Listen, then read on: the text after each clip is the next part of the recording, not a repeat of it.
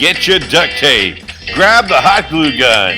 Shake up that can of spray paint, buddy. It's time for the Stinky Joe Prop Rock Show. Here's Stinky Joe. Today, we're making breakaway bottle molds on the Super Cheap.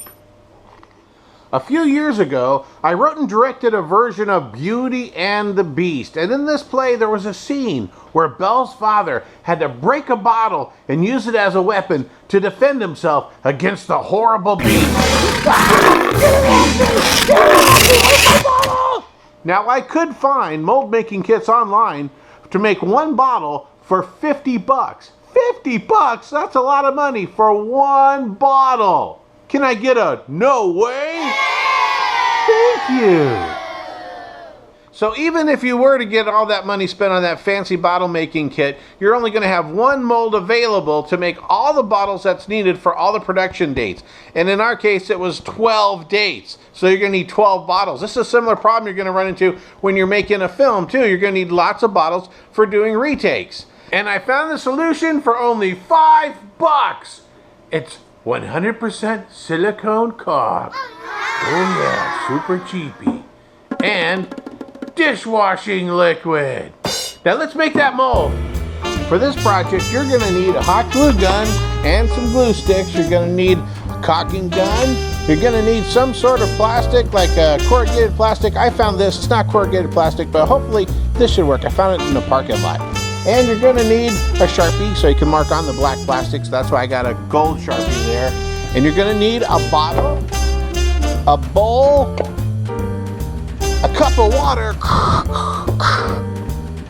Dawn dishwashing liquid, and 100% silicone caulk. It's very important to use 100% silicone caulk. It's very, very important or it's not gonna work. Did I stress that? There I am marking the mold line. That's the line you're going to cut later on to release the bottle from the mold. Gluing the bottle down. Oh yeah, you got to spray it first with some mold release, which would be that cooking spray. Yeah, adding the water, adding the blue soap. Ooh, it's so pretty.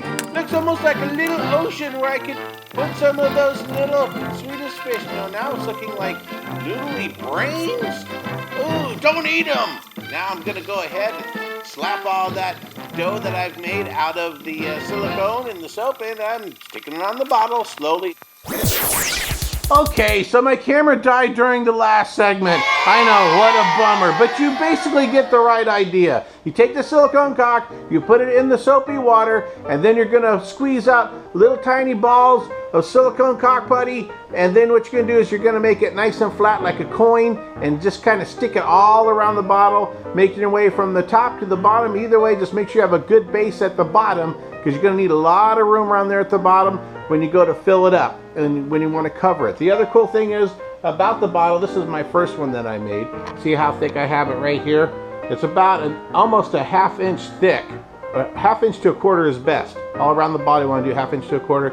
And then the cool thing about this stuff is since it's clear silicone, when we go to fill it up with our sugar glass, we're going to be able to see that we're getting full coverage all around our mold. And you're saying, Joe, why is the bottom open like that? Well, this is the cool thing. When you fill it all up and you roll it all around in there, you're going to set it on top of some type of a cookie sheet that's got parchment paper on the bottom, or, well, the best thing to use is that corrugated plastic. You set it on the bottom, and then when you go to get it later, it's gonna fill up. It's gonna have some on the bottom. It'll fill up that little hole. Trust me, it'll be fine. All right. The drags about using silicone caulk. The drags are, it doesn't look pretty on the outside. You're gonna have some air bubbles trapped in it. You're gonna get some on the inside too, some little air bubbles. So it's gonna be slightly pitted surface. And if you want to get rid of that, all you gotta do is get a heat gun or a chef's torch, and you can melt it and make it nice and smooth. But if you're using it for a theatrical application where your audience is like 6 feet away, don't have to worry about it. They're not going to see it. The other cool thing is if you're doing some sort of a period show where you got pirates and stuff, then that's going to help out having the glass look more rough, okay? The other thing is, this stuff is not food grade silicone, no. So I wouldn't eat any sugar glass that you put in this. It's going to taste nasty, and it's probably not good for you either. So that's the other drag, is you can't eat you can't eat the bottle that comes out of this. All right. But overall, it's a pretty good deal because you can get one bottle mold typically from one caulk of silicone caulk, 100% silicone caulk. You can get a bottle mold, and that's way cheaper than spending $50 per bottle or more. And if you need lots of bottles for a show, that's the way to do it. Make a whole bunch of these things, line them all up, and fill them all up at one time. Okay, now you're wondering, how do we fill this thing up and what's it gonna look like? As if there's not enough videos on the internet on how to make sugar glass. Here we go.